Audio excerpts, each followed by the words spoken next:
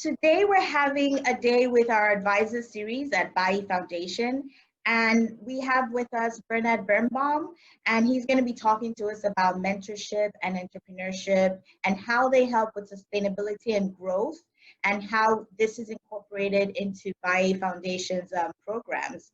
So, hi Bernard, thank you for joining us today. Hello, thank you for having me. In addition to being the president and CEO of Birnbaum Companies and its subsidiaries, you also serve as an advisor, investor, and board member for half a dozen startup enterprises, such as BAYI Foundation. So can you tell us a little bit about how you got started supporting entrepreneurships and SMEs? So how did I first get started supporting entrepreneurs? I think besides doing my normal business and operations, the first instance was when I was at a startup weekend where they had, I think, 50 or so different startups come to compete for a grand prize, and there was a luncheon, and then up on the stage there was the top 3 or 4 companies up there. The first one got up there was this esports company, which now we all know about esports, but back then nobody did. And I was telling everybody at my table, this is a real thing.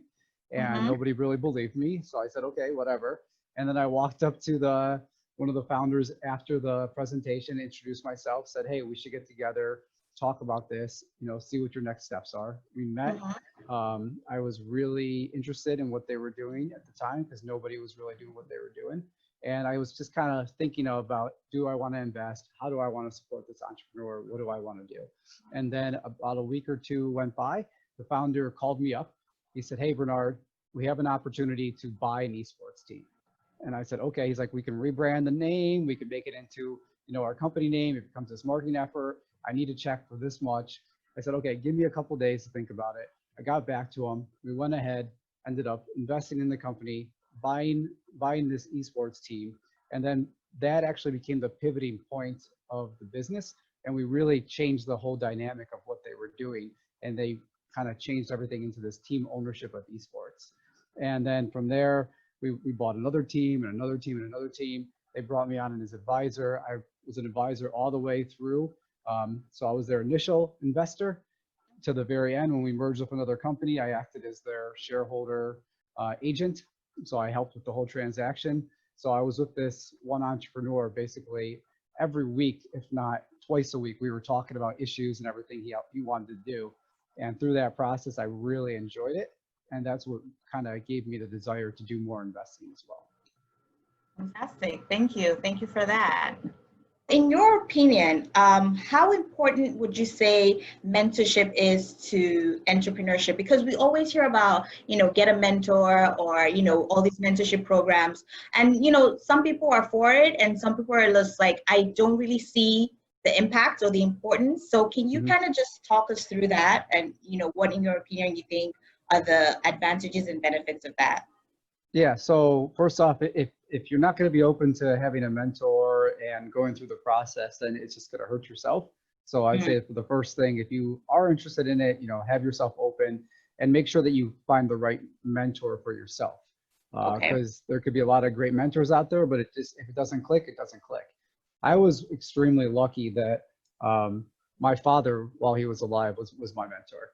And I worked with him every day. He was a teacher, a professor for 20 years at a local college here, in addition to running our real estate company. So he was a born teacher and a born professor. So every day was a lesson for me, especially when I messed up and it cost money. I learned a lot of lessons that way and how not to do that again. So for me, like having that mentor relationship, even though he was my father in the office, it was still business. Like we took off our family hat on and put our employer hat on. So it was really, I guess, important for me to have that relationship with him that kind of allowed me to grow and become, the entrepreneur and business person I am today. If I didn't have him kind of guiding me, I don't know if it would have been there. So you had hands-on mentorship experience because your father was, in the business as well, and you both were running the business together. Correct. Is that correct? Okay, great. Yeah. So, and you can actually draw on that mentorship and say, this is the impact it has had on my, on my business, in my career today. Because if I didn't have those experiences passed on to me, I would be making those same mistakes again, right? Exactly. And not only that, now that I've gone through that process myself, saw how important it was. And now that's why I'm so passionate about providing individuals the same type of mentorship opportunities. I think it's really hard to find a good mentor. I think it's important. And, a lot of people who could get mentors don't always have access to the right individuals. Right. Right. So you touched on something that is really important, finding the right mentor. And I think one of the big challenges of mentorship is when a mentee is like, I don't know who is best suited to mentor me in this stage of my journey. And even when they identify that person, sometimes they identify someone that is a bit far out from them and they are not able to have that connection. So what would be your advice for SMEs in Africa to get in the right mentor for them? Well, obviously join the foundation so we can get them the right mentors. Obviously, that's the number one choice. Of course. But besides that, I would say and you don't have to limit yourself to one mentor too, right? Right. I think that could also be like a common misconception that people have. You might have a mentor who's really good at manufacturing. You might have a mentor who's really good at operations. So trying to give yourself maybe a little bit more of a broader scope and kind of looking at it as a mentorship community as opposed to always one-on-one and just looking for different individuals that you can tap. I've got quite a few people that I know in different industries, even now, that I'll reach out and I'll be just they're semi-mentors still, and I'll reach out and say, hey, I'm kind of working on this. What's your thought? Just having that ability to reach out to multiple people. So to your point, when you're looking for a mentor, you never know who's going to work, who might not, what type of time commitment they could have. But if you can, kind of focus more on what you're looking to get out of that mentor, I think you'll get a lot more benefit out of it. I was once talking with somebody and he said that when he deals with his mentorees, before they even get on a call or a Zoom meeting, he wants them to send the top 3 issues that they're dealing with, because he doesn't care what the weather's like there. His time is valuable, your time is valuable, and he just wants to get down to business to give you the best type of resources and ability that he can. Right. Okay, so that's fantastic. So for me, it's what I'm hearing is your mentor just has to be someone who has that experience that you're looking for, not necessarily, doesn't have to be someone who has all the experiences, but just that one aspect of what you're looking for. And you can have multiple mentors for different areas of the business challenges that you're facing. So yeah, that's kind of how I view it, at least. Okay. Yeah, I think that's a fantastic view. So my next question to you is about BAYI Foundation. So BAYI provides extensive support to African SMEs through its fellowship program, its mentorship program, its business support program. And what BAYI Foundation does is to ensure that these SMEs have the tools and resources that they need to thrive and scale their business. So what would you say to an African SME that is, considering joining BAYI Foundation, or, still thinking about, okay, what are the benefits that I would get from BAYI? What would you say to that SME? Well, I tell them to really think about what they want for their next, ownership, what they want for their ownership goal and what they want for their 5-10-year plan for their business, right?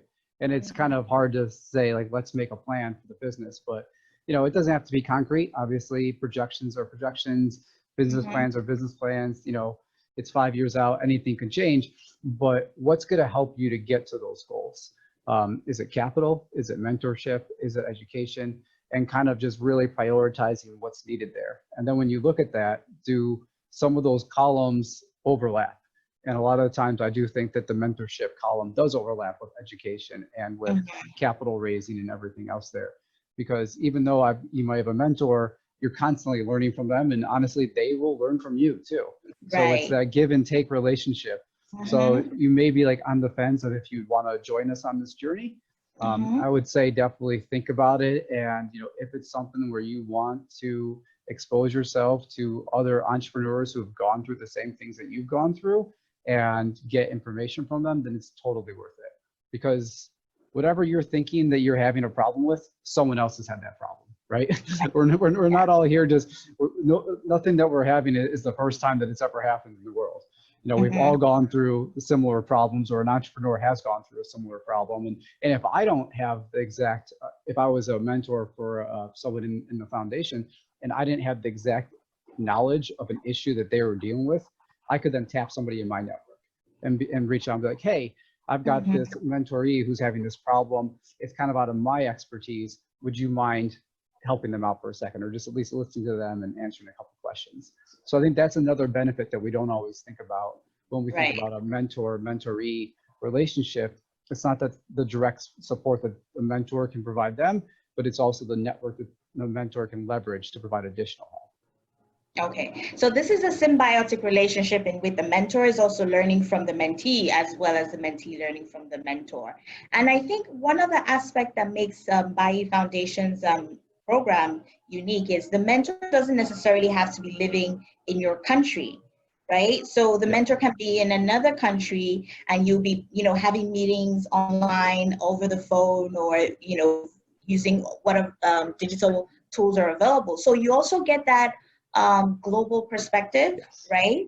You get that out of your region perspective and learnings, and that's also will help the symbiotic relationship as well.